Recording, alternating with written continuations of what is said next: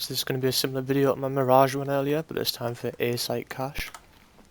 So the first molotov, you want to be in Squeaky, and make sure the door's open that way, not towards you.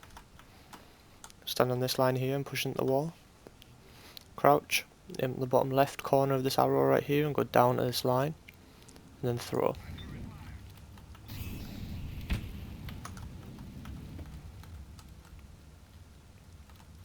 Really useful in a post plant situation. If you've got the bomb down, it'll get the plant spot here if you've planted frame main, and it'll also get the plant spot, the default one in the corner right here.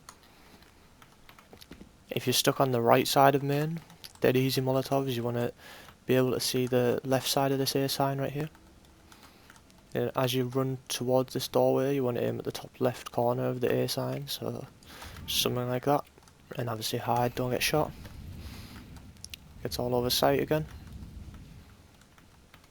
Really useful one to delay a plant, or even in a post plant if you decided to take up this position. I don't know why you would though if you've planted over here, but as a CT to stall for a plant, push up to the van, line up this corner of the roof with this edge of this building.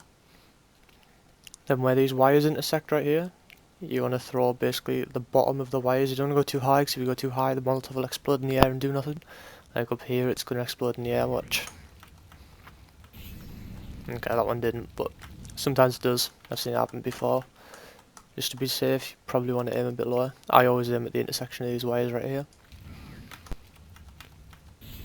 And then it'll still explode in the air, but it's low enough down that it'll spread all over the site. The one for highway is not really as useful, but it's a pretty simple one. You just run forward, bounce off that wall, it'll spread over the site.